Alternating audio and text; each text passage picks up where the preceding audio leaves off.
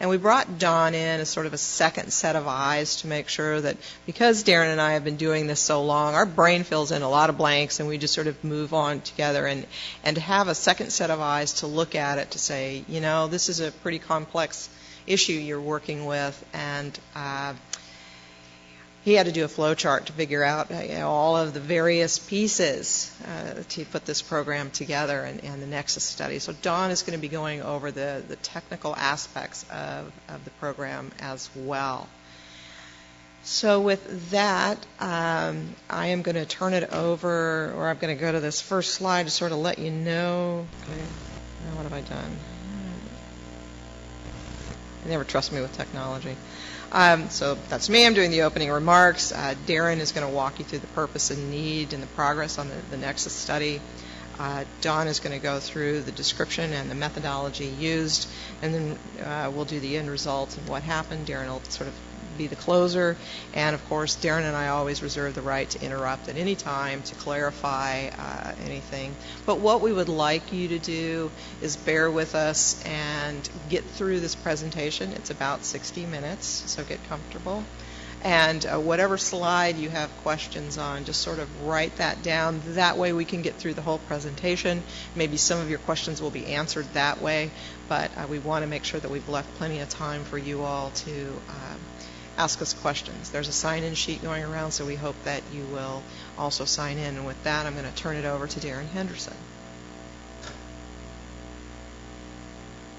Thank you, Ruth Ann. As Ruth Ann pointed out, I have been involved with the TUMF program since it was first initiated back in 2000. At the time, there was legal proceedings going on between the City of Temecula and the County of Riverside over the impact, the indirect cumulative impact that development in part of the unincorporated county was having on the Temecula area. And as part of that settlement, the two agencies agreed to develop a mitigation fee program to address those impacts. Very quickly that evolved into the TUMF program covering all of Western Riverside County. And so the first program was enacted back in 2002.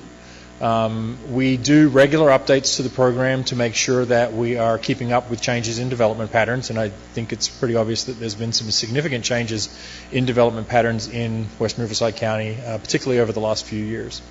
And so we do these regular updates to address those changes, but also to comply with the intent of the state law. And so we've completed updates to the program in 2005 and again in 2009. So the current program, as we use it today, is based on the Nexus study that was completed in 2009. The program has been successful in accomplishing its primary goal, which is to mitigate the impacts of new development on the roadway system and the transit system in Western Riverside County. Programs generated somewhere in the order of $600 million since it was originally adopted back in 2002. And most of those monies have been spent on projects within Western Riverside County to mitigate those impacts. And in fact, I would speculate that if any of you drove or rode the bus here today, you would have benefited from at least one project that involved the use of TUMF funding. We've been working on the current update to the program for about 2 years now. It's a very involved process. It's a very open process. We engage the full committee structure at WRCOG, as well as reaching out directly to the local jurisdictions who are partners in this process and actually implement the fee program, and various private sector representatives, the BIA, retailers, etc., that are part of that process. We go through every step in the fee program, every step, every assumption that we make to generate the fee. We go over every one of those to verify that we are using the best and latest information that's available, and that leads us to the creation of and potentially adoption of a new fee. We released the draft Nexus study for the 2015 update a couple months ago and received a variety of feedback based on the changes that are proposed as part of that. Some of them are fairly significant and have gotten the attention of certain parts of the private sector, as well as the public sector agencies that are responsible for implementing the program.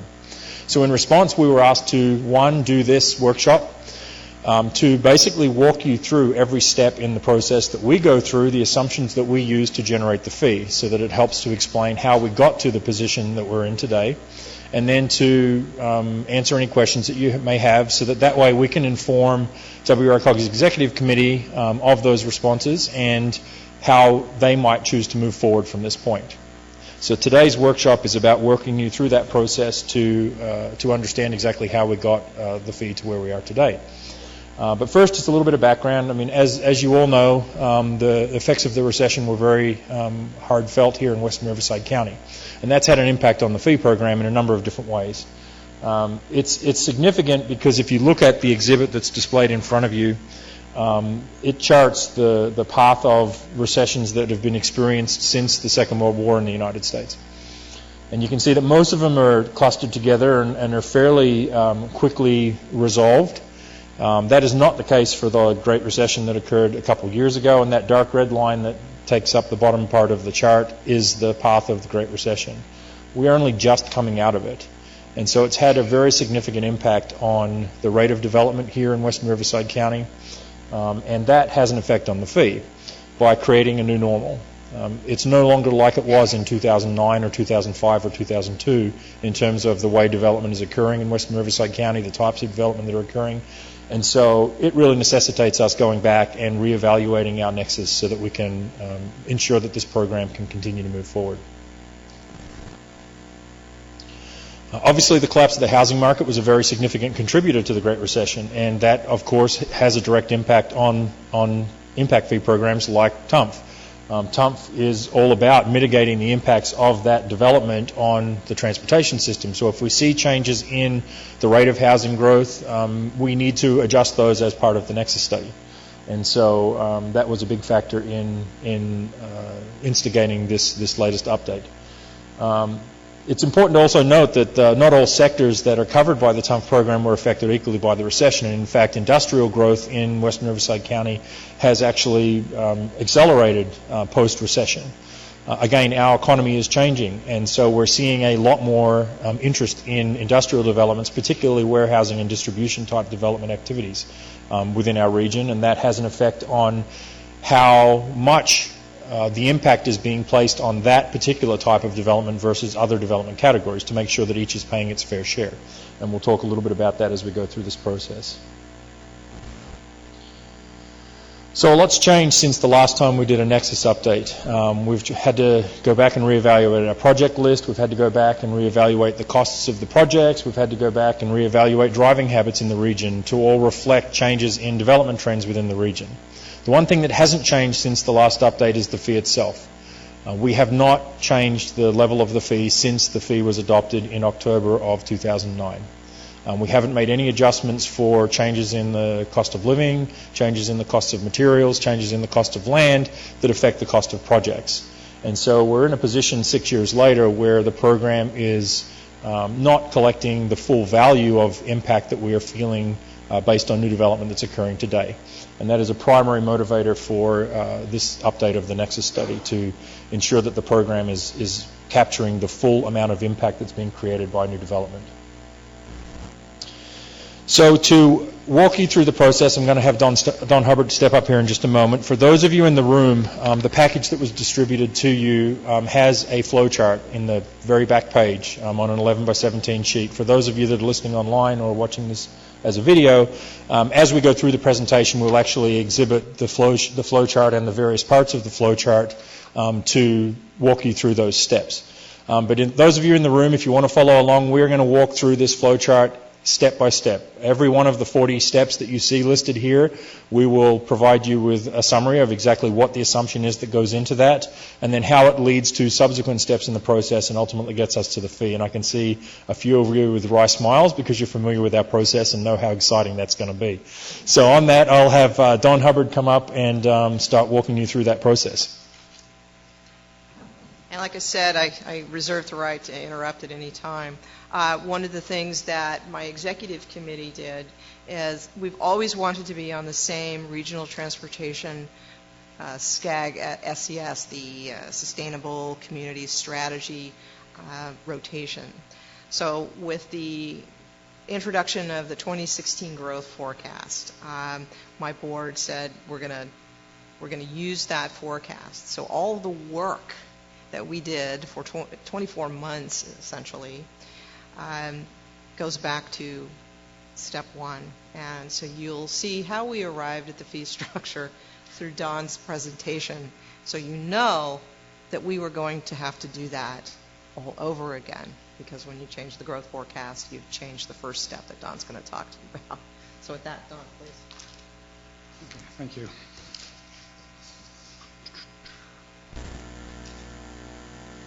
Where are we on this? Okay, so when we've done these workshops in other places, what we find is a lot of people are familiar with the with CEQA, but are much less familiar with the Mitigation Fee Act. Okay, and they both have something to do with impacts. They're done a different way. The Mitigation Fee Act requires that there be a reasonable relationship between the fee that gets charged and the impact of the project and the need for the facility. And so the Nexus study is done to make sure that there is such a relationship, that the relationship is reasonable. The definition of reasonable as for this particular purpose is different from reasonable as is used in normal conversation. Normal conversation, the opposite of reasonable is unreasonable. But in this case, the opposite of reasonable is arbitrary and capricious, which means if we had just said, I think we're going to raise it 15%, that would be unreasonable. That would be arbitrary and capricious. Or if there was some negotiation between the Board of Supervisors and developers as to what it was they think they can pay, that would also not be reasonable. To be reasonable, you have to show that it's evidence-based, that the calculation was done properly, that you aren't charging for anything you shouldn't charge for, and that the impacts are being mitigated. All of those things are bound up in the term reasonable. So what we're going to show here is 40 reasons why it is this is a reasonable calculation. Now, state law allows agencies a wide discretion for establishing what the reasonable relationship is. This is a lot different, again, from CEQA. CEQA, in theory, there's one correct way to do this. But in a fee program, you can have lots of different ways, all of which could be considered reasonable. For example, if you're looking at the impacts of the residential sector, you can, for the purposes of a fee, split it into, you can treat all dwelling units as the same and charge a fee, and that could be considered reasonable. You can split it as, for TUMF, it was split between single family and multifamily because they have different trip generation rates. That would also be considered reasonable. You could have subdivisions and have 5 different categories, and that would also be considered reasonable. So there's different ways of doing it depending on what it is the fee is attempting to accomplish. And the reason that's important is because different fee programs are intended to accomplish different things. And so you need some flexibility to achieve your policy goals. Okay? In the case of the TUMF program, the program itself is very complex, and as a result, the fee calculation is much more complex than you would see for a local road program. What I mean by that is you're splitting into a bunch of different zones, it's multi-jurisdictional, you've got different components of transit and roads and other things, you've got different types of roads, there are certain things that are allowable, certain things that are not. You've made this thing very complicated because you're trying to get a set of goals that achieve the kind of road system that you want, but also that achieve a degree of fairness in the minds of a whole bunch of different jurisdictions. So because this is a complex program, this calculation is unusually complex. It's so complex that when I first read the report coming in after it had been written, I found it difficult to understand, and that's why I made this flow chart to help me walk my way through it, to make sure that it was complete and reasonable, and to help other people to understand it as well. Okay, so on this flow chart, there's different shapes and there's different colors. Okay, the things that are in peach color and that are ovals, those are steps that involve the RIV-TAM model. So RIV-TAM is a computer model that is used to simulate traffic conditions in Riverside County. It is derived from the traffic model that SCAG uses to study traffic conditions in the entire region. RIVTAM is the officially adopted model. There's a memorandum of understanding among the different agencies in western Riverside County that they would all use this. So because it's the official model, that's one of the main analytical tools that we used. The yellow boxes are data sources that come from external to us, external from WRCOG, external from our study team. Most of this is survey data that's some other agency did, and that we are drawing on because it's an acknowledged and accepted source. Some of it is policy decisions that are made by somebody else. The blue boxes are things that we did as the study team. We took the inputs and processed it in some way, and the blue steps are all intermediate steps in our calculations. I'll walk you through those. And then the green steps are outputs. These are things, intermediate or end products that are taken to the Board of Supervisors for their approval before anything further is done.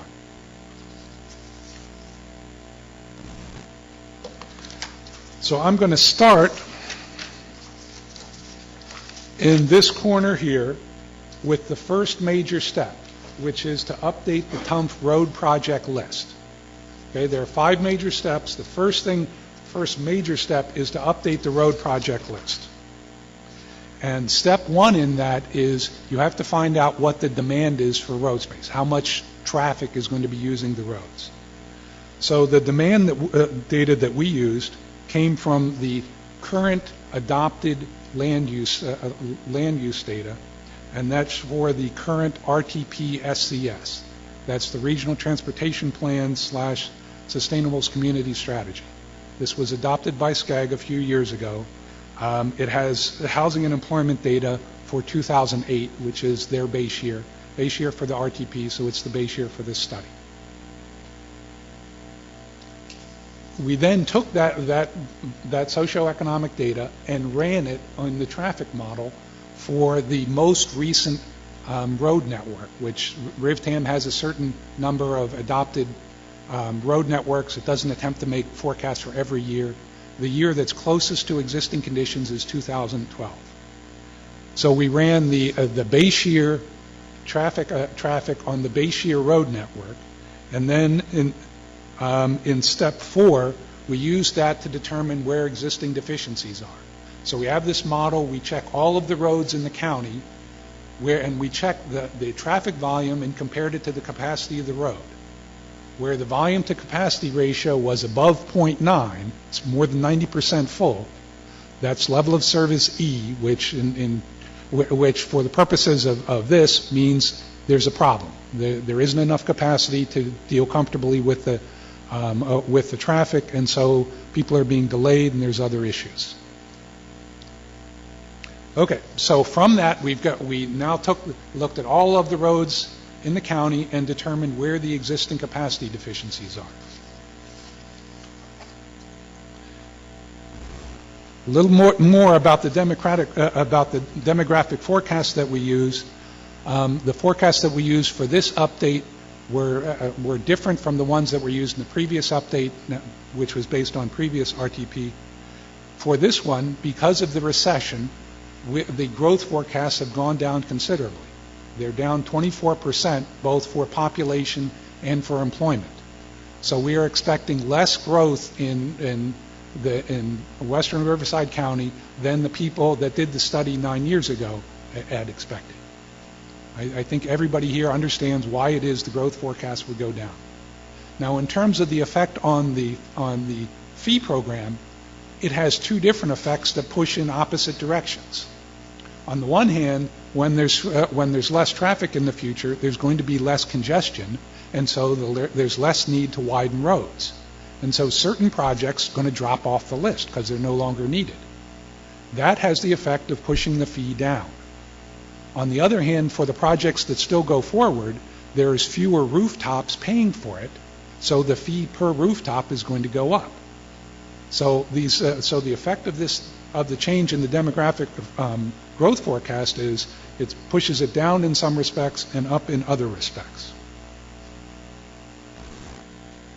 Okay, so we identified where the existing road deficiencies were.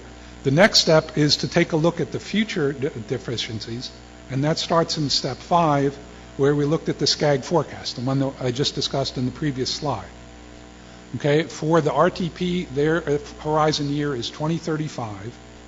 We took that number of jobs and housing for 2035 and ran it on the existing road network. So what that represents is what traffic conditions would be like in the future if there were no improvements done for the road system whatsoever.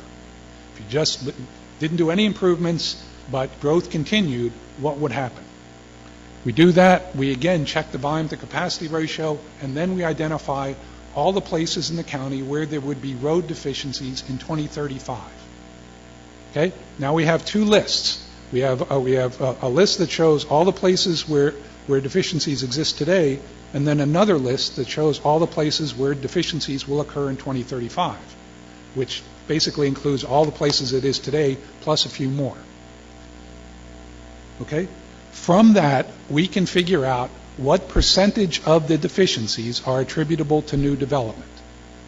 The way we do this is, if there's something where there's an existing deficiency today and new growth makes it worse, then new growth is responsible for part of the problem.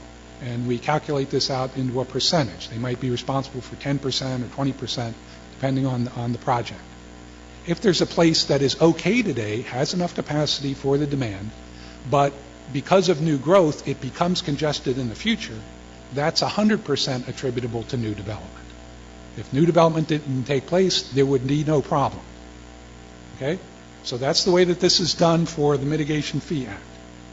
And results in step 7, it results in capacity deficiencies that are attributable to new development.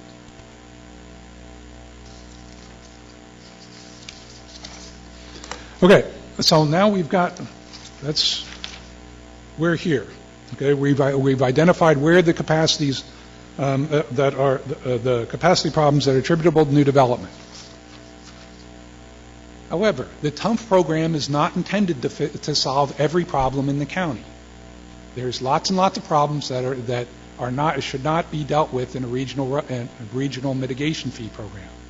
So TUMF has selection criteria so that it takes the long list of all the places that need fixing and figures out which one TUMF should get involved in. And this shows the selection criteria. So in order for a project to get TUMF money, it has to meet most of these criteria. It doesn't have to meet them all, but if you don't meet several of these, then it's probably not going to be a TUMF project. So the first thing is it has to be an arterial highway facility proposed to have a minimum of 4 lanes at the ultimate build-out, but not freeways. If it's a freeway facility, that's RCTC takes care of that, not TUMF. The facilities that serve multiple jurisdictions and or provide connectivity between communities within or adjacent to Western Riverside County. So what that means is if you have a major road, a 4-lane road, and it's 4 lanes and because it's in the middle of your town and it's your town's main strip, that doesn't necessarily mean it's a TUMF road. It's only a TUMF program, it's only a regional problem and belongs in a regional program if traffic is going on that road between towns. If the traffic is local to one town, it's that town's responsibility, it's not a regional responsibility. Okay, the third one is you have to have at least 20,000 trips in the forecast year. If not, it's a low volume road. And again, it doesn't belong in a TUMF facility. This is to improve the major regional arteries within the county. So if it's a minor road, you don't have at least that much traffic, it's not in the program. It has to have a volume to capacity ratio of 0.9 or higher. That's level of service, in traffic engineering terms, level of service E or F.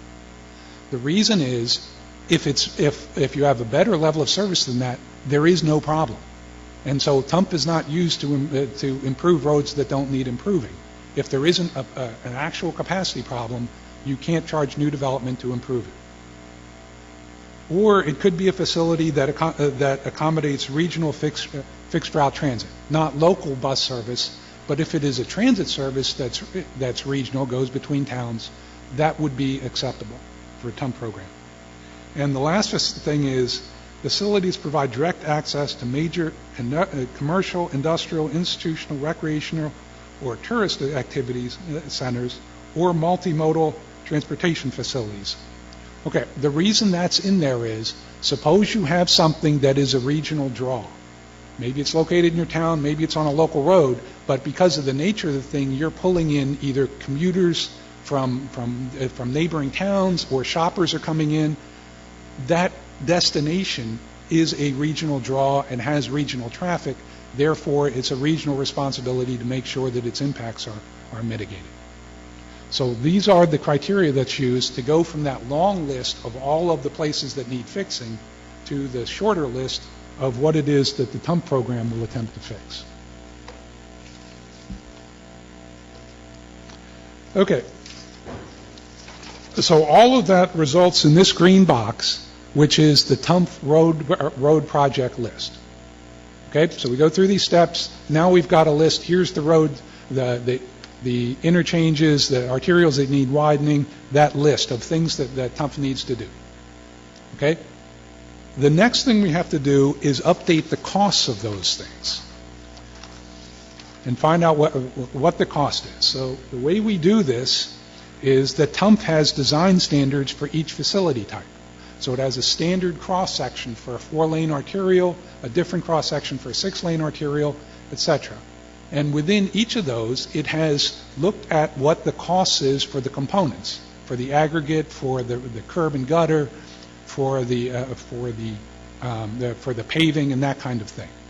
The reason that it has a standard design is because there are lots of jurisdictions here, and they have different design standards for their roads. And some of them have quite nice designs with fancy decorative street lighting and stamped pavement with different colors and things like that are all upgrades. And if the city wants to do that, that's great. But it isn't the region's responsibility to pay for those upgrades. So the TUMF program has a certain basic features that is what they will pay for. If you want something more than that, you're certainly able to do so, but it won't be TUMF money that's paying for it. So the previous Nexus studies, the one that was done in 2009, looked at every cost component within those standard designs and figured out what the average cost is on a per mile basis for each of the facility types. What the average cost is per mile of 4-lane arterial and 6-lane arterial and for interchanges and things like that. And so we had in step 14, we've got the construction cost per mile for each type of project that that's eligible for TUMF funding. Okay. So with that was what the prices were in 2009. Now we have to take those prices and inflate them to where it is in 2015, because we can't go back and do the project then. The time has already passed. Okay, so we need some way to take those prices and raise them up. And so what is being used to do that is the Engineering News Record Construction Cost Index. And that was used to inflate the prices. Now, what the ENR record, the ENR index does is they take a look at the cost, they track the cost of cement, aggregate, reinforcing steel, paving, construction labor over time, and they use that as an index for construction costs. There are other indexes around. For example, what I show on this graph, the blue line that you see heading up, that is the Engineering News Record Cost Index, and I've shown for comparison the green line, which is Caltrans Construction Cost Index for roads. As you can see, they kind of track over time, but the Caltrans index is a lot more volatile. And what's going on there is they're doing it on a different basis. The ENR index tracks individual components over time, and that's pretty steady. Caltrans tracks bid prices, what the actual price is when they go out to bid for certain things. The reason it goes up and down is because Caltrans includes one component that isn't in ENR, which is profit. So what you see is during the boom, those guys started jacking up their profit margins on Caltrain's projects. They were charging more and more because they could. The demand was there, and they got it. Then when the recession hit, they started trimming their margins way down just to stay in business and to keep their operations going, and then suddenly it plunges way down. Well, if I was Caltrans and I was trying to keep track of bids, that's exactly how I would do it. That's the right way to do it because that's the price they have to pay. I'm not in that business. We're trying to do a long-term program here, a 20-year time horizon. If we attempted to use such a volatile thing, we could end up with some very strange results. You pick any 3 dots on that green line and draw a line between them and try to project out what costs are going to be like 20 years from now, and you could end up with something seriously inaccurate. As opposed to the ENR thing, which shows a steady growth, it makes a much better and more stable basis for developers and for agencies to make their plans. What you see on the right-hand side is 16%. What that means is, based on the ENR record, the average construction cost has gone up 16% since the last study was done. So if nothing else happened, if all we did was inflate the construction prices, they would have gone up 16%. And the fees would have had to go up 16% just to cover that, or at least the construction price cost. However, construction prices are not the end of it, so this calculation gets a little more different. Now, at this part here. Okay, besides construction prices, there is another major component for road projects, which is the right-of-way costs. So we have to track land prices over time, too. And again, we're using an external source for this. We're using the National Association of Realtors median sales price of existing single-family homes in the Riverside, San Bernardino metropolitan statistical area. When we do this, some people see that and thought we were charging for a right-of-way the same price as people charge for houses, which is not the case. What we're not saying that you pay the same for vacant land as you pay for houses. Clearly you don't. What we're saying is that the sales price tends to go up or down in parallel to each other. So when the price of houses go up, the price of lands tend to go up. They tend to go up in the same direction. They tend to go up in roughly the same order of magnitude. And so using that index, we can figure out what the future, what the value of right-of-way is likely to be. So that's how we inflated the cost per mile. So we then took the additional cost for right-of-way, which I will show you in a moment. This is looking at that index.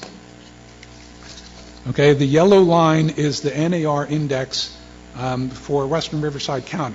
And as you can see, it jumped up 65% since the last study. In my opinion, it is not because land prices now are high. It was because in 2009, land prices were unusually low. When you look at single-family house prices, what was going on then was there were lots of developers that had lots of stock that they were trying to get rid of. The market was very poor. They were offering steep discounts, and as a result, the price of land at that time was unusually low. Okay, now I think it's just making a correction and going back up to something more closer to normal. So you're looking at an increase there, but it's more of a market correction.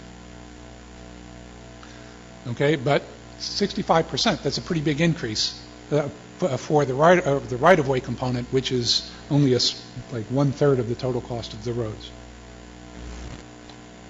Okay, so now we're down here. The updated costs per mile were then used. Were then applied to the project list to figure out the cost for each individual project. And the cost for each individual project were then multiplied by the percent that is attributable to new development to arrive at, in step 18, the road project costs that are attributable to new development. So all those 18 steps, we now get a list. We now get a number that new development is responsible for a certain number of millions of dollars of road improvements. Okay? That's not the end of it for what they're responsible for, though. So we've done this. which is developing the road project list, then this, which is developing the cost for the road projects, there is one other cost component, which is the transit component that is part of TUMF. Because not everyone is a driver. Okay, one more thing before I go to that. Getting back to what I said earlier, when they changed the demographic forecast, things changed in the future. Okay, the daily traffic is now expected to be about 10% less than was anticipated in the previous study. As a result of that, certain projects dropped out of the project list. In fact, the project list dropped by around $200 million. So that is money that is no longer needs to be collected in the fee. So just the effect of the forecast for a less congested future results in savings of around $200 million. In addition to that, because for existing deficiencies, new development share of that has shrunk, that saves another $260 million. So as a result of those two effects, the amount of fee that needs to be collected and the amount of fee that will be charged for each house has gone down around $460 million. Okay, so for the TUMF for the transit component, step 19, Riverside Transportation Agency commissioned a major operational analysis that finished early this year, and it predicted the growth in ridership out for the next 10 years. So we did that. We extrapolated them out so that they had the same base year and horizon year as was used for the road forecast. We then looked at the growth in ridership. Whatever the existing ridership is, clearly that is not new development's responsibility, that's existing demand, but the growth in ridership is attributable to new development. Okay, as with the road system, not all transit projects are eligible for TUMF funding. There was some screening criteria for transit also that said things like if it was a local bus, that's a local issue, that's not a regional issue. However, the regional bus lines are eligible for assistance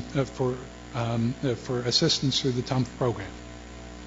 So then from that they created the TUMF transit project list, which is this green box over here. They then went through a similar thing of inflating the costs. RTA looked at the costs of buses, the costs of building bus shelters and things like that.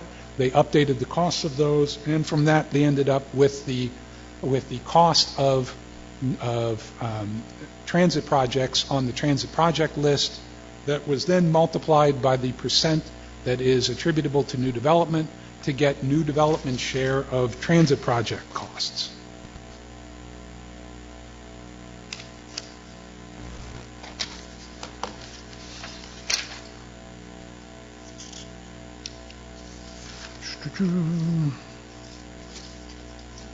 And so we get finally we get to this little spot where we take the total amount of costs that are attributable to new development from transit, the total cost for road projects attributable to new development, we add those together and we get a number, a certain number of millions of dollars that are the costs of impacts that are attributable to new development.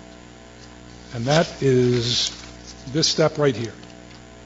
But there's one final thing. So we now have a list. This is the total cost that new development's responsible for. But in that yellow box you see next to it, this is step 26. In some cases, somebody else is willing to step in and pay for part of the cost. So for example, for the transit projects, there may be part of those projects that might be funded from the Federal Transit Administration. Or for the road projects, it's possible that some developer exaction or something else is covering it instead. To the extent that individual projects have somebody paying for that, that reduces the amount that new development has to pay for. And so for that box, for certain individual projects, it's important. Most projects don't have somebody giving them money like that, but this is where it's taken into account. So at the end of that, in step 26, we end up with a certain dollar amount that needs to be collected from new development to mitigate their impacts. Now, the reason that it's important to understand that is everything up here has to do with costs. Okay? Once you reach this step, the costs are determined. These are the impacts of new development. Somebody needs to pay for this. All these subsequent steps are simply dividing it up and figuring out who is going to pay for how much of it. But so anything down here, if it gets changed or updated or something else, has no effect on this number. Okay? All it can do is shift the incidence of the fee from one group to another group. So a lot of times in previous things, people were really interested in changing this factor or that factor or whatever, which, if there's legitimate reasons to do so, maybe we should. But the effect is not to make this go away. This is what the impacts are. If somebody isn't paying for it, that means somebody else needs to. Okay, so it becomes sort of a zero-sum game from here down. Okay, so the first step in figuring out who's going to pay for it is step 27, where there's a split. We split the total costs that are coming down into the part that's attributable to residential development and the part that's attributable to non-residential development. And the way we do this is we go to the traffic model, and they forecast based on household size, the number of workers, the number of school children, income levels, and things like that. They forecast 5 different kinds of trips. Okay? Home-based work trips, which are commute trips, home-based school trips, home-based other trips, that's shopping trips, things like that. Then work-based other, so like you go to you're at your work, you go to a meeting, you come back, those are work-based other trips. And other-based other trips. An other-based other trip means that you're going from an origin to a destination, neither of which is your house and neither of which is your workplace. So, for example, on Saturdays, my family ends up going, I don't know why, but we end up doing a whole bunch of trip chains from one store to another. And all those intermediate trips where I'm going from the ATM to someplace for lunch and then to a supermarket and then some other place, those trips that we're doing don't have either a house or my workplace at either end. All of those are other-based other trips. So we run the traffic model. The traffic model said for the horizon year, 65% of those trips are home-based and 34% are not. So the home-based trips, based on studies that are done by different agencies, are all attributed to the home end. The idea is that if that house did not exist, that commute trip from that house would not exist. If that house wasn't there, you wouldn't have a school trip from that house. So anything that has a house at one end of it is attributable to residential development. If it doesn't have a house, it's attributable entirely to non-residential development. And that's where the split comes. For this study, in the previous study, they had expected about 69% was attributable to new development. That is down in the current study to 65%. And what's going on there is that the new forecasts, we're seeing somewhat of an improvement in the jobs housing balance in the Inland Empire. In the past, there had been lots and lots of residential development, employment development wasn't keeping track, so there were lots and lots of people that were commuting out, lots of residential trips. Now the residential sector slowed down a bit, and there's a bit more employment development taking place, especially around warehouses and things like that. And as a result of that, residential share has gone down a little bit. And so when it comes to, as I said before, splitting this off, where there's a certain number of costs and who's going to pay, this means a bit more of it gets shifted to non-residential development. Okay, so that's this stuff, and we've now split the costs into 2 big chunks. One's going to residential, one's going to non-residential. So we'll talk about the residential first because it's the easier of the two. Okay, so for the residential fees, what we need to know, we have a certain dollar amount that residential development has to pay for. We need to know how much residential development there is, how many rooftops we're going to divide that number by. And so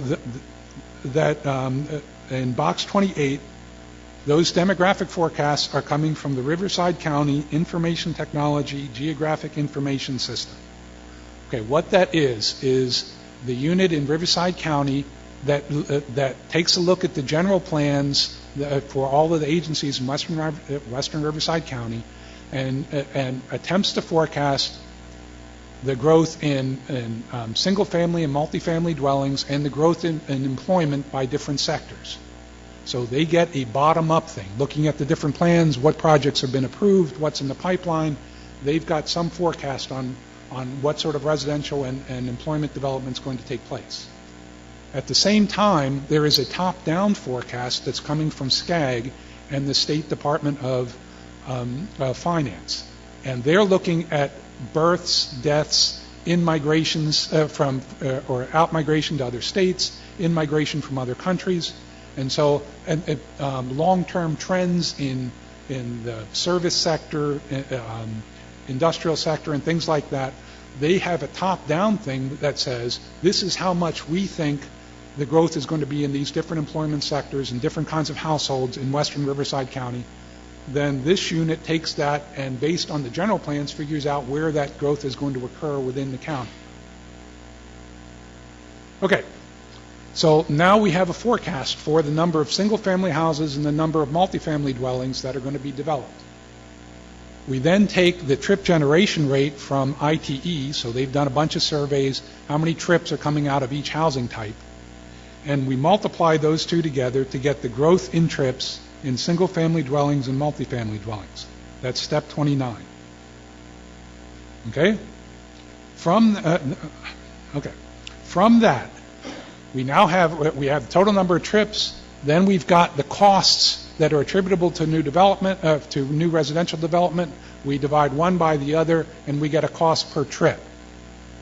Okay, or we can split the costs into the share that's attributable to single family and the share that's attributable to multifamily. We then divide it by the number of rooftops of each type, and we end up with a fee per dwelling unit. So as you can see, this is not arbitrary and capricious. This is a very reasonable thing. We've got 31 reasons, 31 different steps to reach this number. Okay, very complex. And as you can see, the steps weren't all moving in one direction. Some were moving the fee up, and some were moving it down.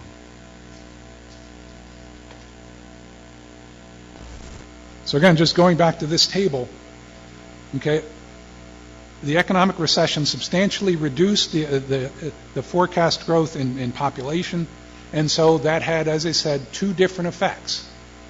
Okay, on one effect is it reduced what new development was responsible for in terms of road projects by about $460 million, because we're expecting a less congested future. On the other hand, the remaining amount had to be split among 25% less dwelling units, and that pushed it up. I'd also point out, then, these tables appear in the report, that the rate of change was not consistent among all the sectors. Okay, if you look at this said that single-family households, single-family dwelling units, they were expected to be reduced by about 10%, multifamily by about 37%. So the forecasts were not uniform. This is not a one-size-fits-all. And certainly for the employment sectors, it was quite complicated in how that got done. But I'll get to that in a few minutes.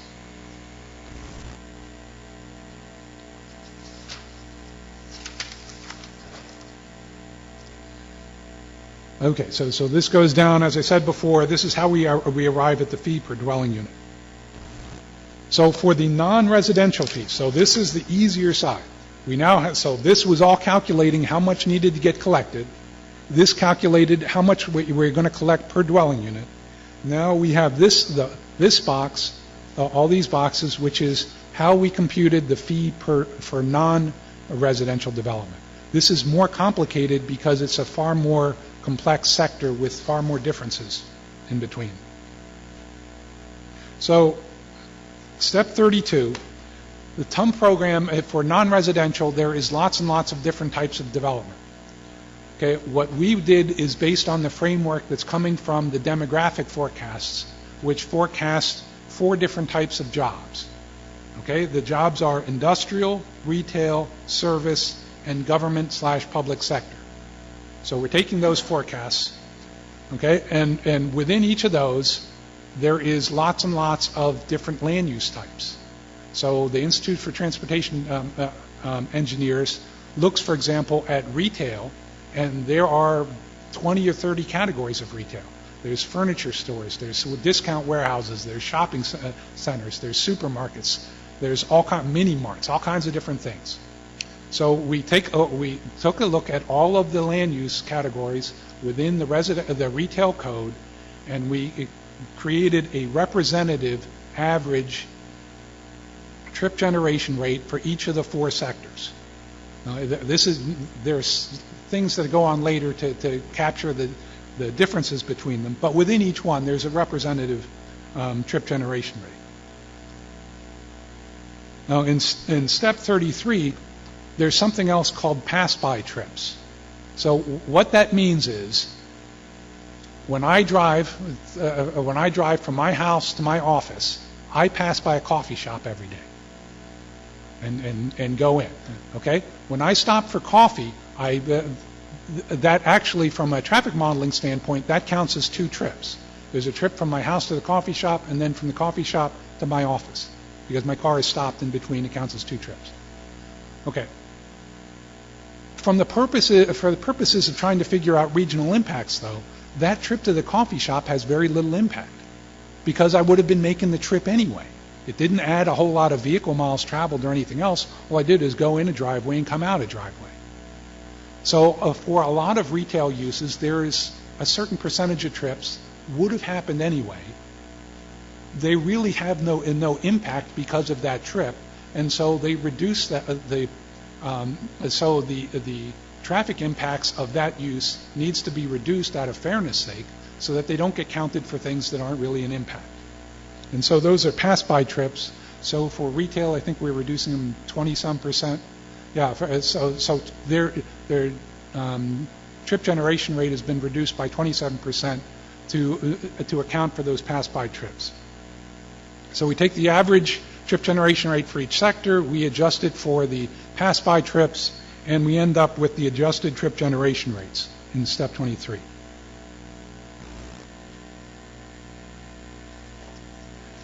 Okay, as I said before, the non-residential is based on employment forecasts that are both came from the bottom up and from the top down: births, deaths, changes in the economy as a whole. The issue that we have with employment forecasts is that they are denominated in jobs, but when projects get presented for approval, they don't present them in terms of jobs, they present them in terms of square feet. So we have to have some sort of way to convert the job forecast into a square foot forecast. And again, we looked around to see what sort of sources were available to do this.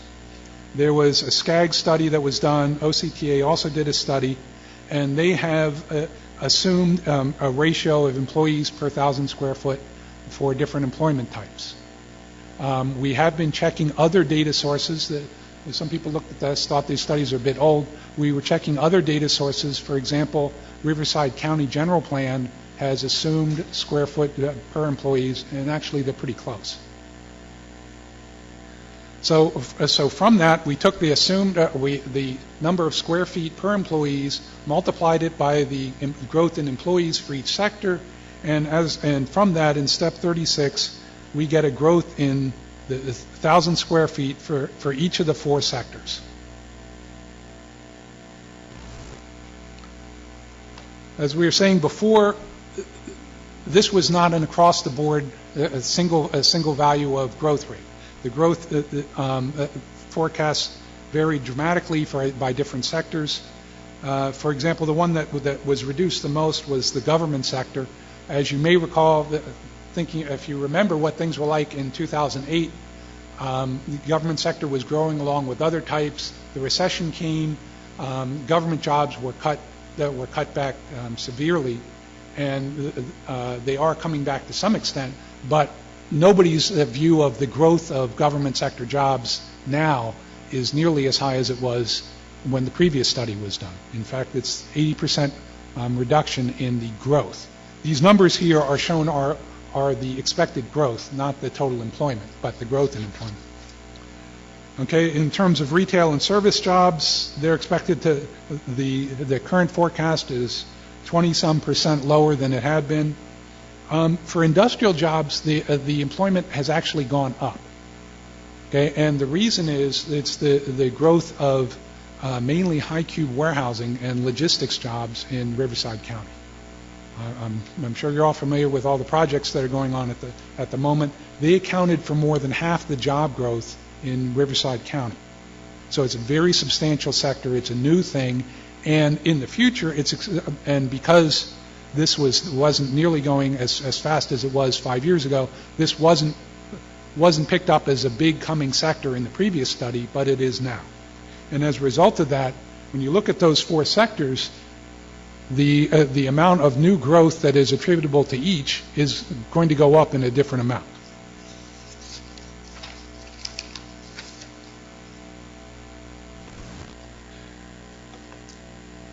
Okay, so we now get to step 37. Okay, so we now have a forecast for the growth in square feet for each of the sectors, and we've got a trip generation rate per square foot for each of the sectors. We can multiply those two together, and now we get the total number of trips that are being generated by each of the four sectors. From that, we can say, now looking at the costs, how much each of those sectors is responsible for covering the costs for the road improvements. And that is in step 38. We then take the total costs that are attributable to non-residential, we divide it by the share of each of the four sectors, and we get how much each sector has to pay. We then divide the amount each sector has to pay by the number of square feet in that sector, and you get a fee per square foot for all four of the sectors. And that is in step 39. So we now have a fee per dwelling unit for the residential and a fee per square foot for each of the four non-residential sectors. The fees are somewhat different for each of the four sectors. But we don't stop there. There is one final step. Okay. Certain types of development have trip generation rates that are substantially different from other uses. And because of that, you have to make some sort of correction. Again, thinking about the most diverse sector, which is retail, you can see that there's some types of retail, like a gas station, that generates lots and lots of trips on a per square foot basis. Most gas stations have a building with a very small footprint, but there's cars coming and going all day long at that. Compare that to, say, a jewelry store, which might have a bigger building but generates only a fraction of the trips. So you have to have some way of evening this out and making it more fair. So what they have is this handbook adjusts some trips, types of trips up, some types of trips down, in order to make it more even and to make sure that the relationship between the fee that's being charged and the type of project is reasonable. Again, it all gets back to making sure that there's a reasonable relationship. In addition, there are certain types of changes that are required by state law. For example, the legislature a few years ago passed a law that said for transit-oriented development, because they generate fewer trips than other types than conventional housing, they should be paying a smaller impact fee because they're expected to have less impacts. And so WRCOG did some calculations about what the discount should be, and that is done in this step. It's done through the handbook, which, again, the handbook is something that's adopted by the board. And all that is done to both to fulfill legal requirements, but also to make it fair and to make sure that this is reasonable, that what we charge is reasonable for all sides. It's reasonable for the people whose roads are being impacted. It's reasonable for the developer who's being asked to pay. So when you go through all those 40 steps, you get a number. And there was no way at the beginning of that we could have anticipated what that number is because there's so many moving parts to this. So Darren will explain. So I hope Don has given you an appreciation of the level of effort that we go through in order to generate the fee number, and also emphasizing the point that we don't start with an expectation of where that's going to take us. We go through every one of those 40 steps in order, and it ultimately takes us to where the fee needs to be. That is the most defensible way of going about it. It gives us a reasonable fee estimate, and it prevents us from being accused of being arbitrary and capricious in the way that we establish the fee basis. So as a result of the update, there were a couple of impacts that I just wanted to highlight for you. We touched on these as we went through, but it's worth reiterating those because it has an effect on the ultimate fee that was published as part of the report. As Don went through, he pointed out that as a result of the changes in trip patterns in the region and the fact that less growth occurring over the next 20 years has less impact in transportation in terms of creating new congestion, that meant that we were able to reduce the number of projects in the network. So that had a cost savings to the program if nothing else had have changed. It also meant that we had to adjust the basis for existing need because the existing impact was higher share now compared to the future impact. Those two things combined, if nothing else had have changed, would have reduced the fee by $460 million. However, during the same time frame, construction costs and land costs were increasing in Riverside County. So when you look at construction costs, it's going up about 16% between 2009 and today, and land costs is going up about 65% between 2009 and today. The combined influence of both of those was about a 25% increase in the fee. If we had done nothing else to the fee program but adjusted to account for those cost increases, the fee would have had to gone up 25% for all categories in order to make it whole. So as Don pointed out in the presentation, the results of these elements are working in opposite directions. And when you look at the effect of those cost increases compared to the project savings, it actually offset and exceeded the savings that we'd achieved through reducing the project list. So we had a higher value of projects even though we had fewer projects. Add to that the fact that we've now got a lower expected growth in population and employment by about 25%. So that higher cost is now needing to be divided over 25% fewer households and 25% fewer employment centers. That means the fee per unit is going to be higher. It's compounded by the fact that the costs have gone up. So that was really the genesis for the fairly significant increase that you saw in the fees for per unit. But it wasn't shared evenly across sectors. As Don pointed out, housing is still expected, or single family in particular, is still expected to go up at a fairly decent rate, and the reduction in growth is not as significant as some of the other sectors. And so when you look at the new fees, you can see that it is not proportional in terms of how much they've gone up across different sectors. For single housing, the new fee is expected to be about 11% higher than the existing fee. For multifamily housing, it's only 3% higher. Again, a product of a combination of things, including the fifth generation rate, the expected rate of growth, and the share that they're responsible for. When you compare that to the non-residential sector, you can see that industrial's gone up, the fee would go up 62% under the new Nexus, retail would go up 55%, and service would go up 58%. A much higher burden is being taken by the non-residential sector because they're getting a much higher share of trips. As the jobs housing balance closes in Western Riverside County, as we see more growth in the non-residential sector compared to the residential sector, more of the trips are being generated by those work-based other and other-based other trips, meaning that that sector takes a higher share of the overall cost of the network.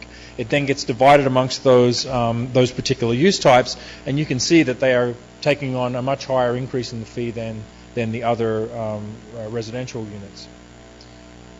So that is the end of the materials that we had to share with you today.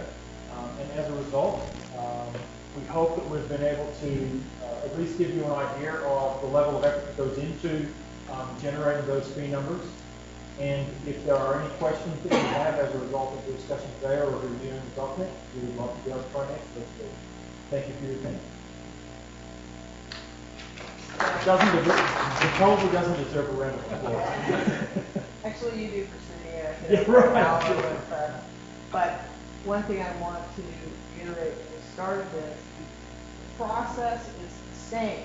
However, fee structure you saw on the board was for the Nexus study we just completed. And my board said, we want you to use 2016 growth forecast. So what happens, if any of you have been in a train station in Europe and you see the leaderboard and these things are changing constantly with the different train schedules, that's exactly what's going to happen because we go back to step one. And so all of that has to percolate then down through all the steps to come to a new fee structure. We are hoping that with the economy starting to revive and pick up a bit more, we've added another 5 years on to forecast, so rather than 2035, we have 2040, that there will be more houses and more jobs to spread the need, but not quite so many that we need to start adding a lot of projects into it. So keep that in mind. The process is the same. Darren and Don are going to have to do this again, but that's what we're looking at. We always say, beware, this could be a double-edged sword. The numbers could be worse. We hope not. Again, we're hoping that they aren't. But we're here to answer any questions that you may have. No hard and thank you again for participating. Sir. Would you mind introducing yourself so we know who you are? And everything? I'm a city engineering side of it, not hiring down to the private. But the other aspect of the retail fees, how much they are, the article that are more have or need to say, we're not promoting this type of fees. Or they have to adopt the Well, here's staff's job. Staff's job is to prepare the most legally defensible Nexus study, and we've done that. It's the elected difficult job then to set policy. So my elected body could say, we are going to reduce all a portion, phase it in. They can do that. The downside of doing that, of deferring fees, is the law also says, if you reduce this, you need to find the balance of the funding. You've identified a cost for a series of projects. That needs to come from somewhere else. So that's the policy and the difficulty that they have to weigh and determine what they want to do. Once they make that determination, if it's anything less than the fee schedule, Darren and Don and I, then Don will, because I'm retiring, but whoever my replacement is going to need to go through and identify how to make that a legally defensible and come up with strategies to fill in the gap. You're right, it does become very clear. It's key, though, to point out that when you've created the nexus that says that this is the level of cost associated with mitigating those impacts, if there are political and policy decisions that get made to reduce the amount that you're collecting, you have to be able to demonstrate that you're making it up from some other source in order to demonstrate that you're fully mitigating those impacts. And that was the point that Ruth Ann was making. We've actually got a microphone because, again, this is being recorded, so just to make sure that we can hear the questions. My name is Brian Bentrock, and I'm curious, what change has there been in the number of industrial employees per square foot in 2009? So I might get Don to answer that one because he's probably more familiar with it than I am. It depends on what the type is. Okay, for example, currently there's a lot of high-key warehouse that's being developed as opposed to conventional warehouse. Conventional warehouse, it was around 500 square feet per employee. Now, for high-key, it's more like 2,000. So because these are highly automated, and so as a result, it generates less traffic and has less impact. And so in that final step, where the adjustments end up, high cube is one of the things where they're adjusting it down, because otherwise they blow the cost. So you actually look at different grades of industrial. Yeah, correct. Yeah. So as Don was pointing out, there's a couple steps in the process, and it's not just for industrial uses, it's for all the use categories, both residential and non-residential, where we look at different types of units and come up with a median value that's representative of that sector. So for the industrial, we look at high cube warehouse and normal warehousing and manufacturing facilities, and they're all part of that industrial category. And that yields a median value that we use for the purposes of the calculation. Then as Don points out, we realize that there are some, let me take a step back. In addition, as Skag and Riverside County are developing growth forecasts for the region, they're also looking at changes in employment trends and in growth trends. And so they're accounting for the fact that more or less jobs are going to be created in different sectors. And so as you saw in this particular iteration, they're forecasting more growth in industrial jobs and less growth in retail and service jobs in this region. And we know that a large percentage of those are coming in those warehousing and logistics type jobs. So all of these factors are getting taken into consideration at different points in the process. So that the bottom line number changes to reflect all of those influences. But then again, as Don pointed out, when we get to actually charging the fee, we recognize that there are some unique types within each of the categories. And in the case of industrial, high cube is one of those. High cube is a relatively new and emerging approach to industrial use. And so the industry is sort of taking a little bit of time to catch up in terms of accounting for those in things like ITE. But they do have an ITE element now that deals with high cube warehousing. So we actually adjust the fee for high cube uses to reflect the fact that they have a lower employee per square foot ratio than other industrial categories. So if they meet certain qualifying criteria, they're considered to be high cube warehouses, and therefore their fee rate is reduced as a result. So we have multiple steps in the process where we try to account for these differences, yet still strive to try and keep the program relatively simple for everyone to use by having aggregate categories instead of having 150 different categories for non-residential. If I can interject,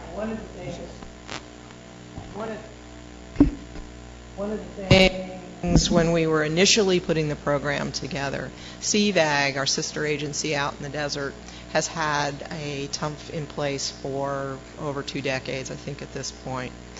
And Corky Larson, who was the executive director of CVAG at the time, came out and spoke to my elected policy committee, who was helping to sort of steer some of the policies in putting this program together. And she said, if you don't listen to anything I say, listen to this one thing. Do not, under any circumstances, use the ITE manual as your land use groupings for your TUMF program. And my board took that to heart. She said, keep it simple. And we essentially have 5 land uses. And it has then created that need for averages, but that has worked out very well. And so that's one of the reasons why we do get questions, why aren't you just using the ITE? We touch the ITE manual all the time. We just don't want to have 265 uses with a tiny little fee, not tiny little fee, a fee for each category. It just creates a lot of issues. So I just wanted to, put that into perspective as well. If I may add, there is one other reason for not doing it that way, which is that even if you knew exactly who the first tenant was going to be, you're not sure who the next tenant's going to be. And so it's possible that somebody has a furniture store that generates relatively few trips, and then they're replaced later on with some other use that generates more. And so the idea of using an average captures a bit of that you're not really sure who's going to be in that building 20 years from now.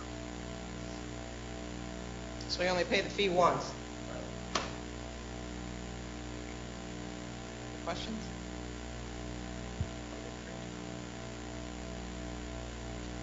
Well, thank you very much. Certainly appreciate it.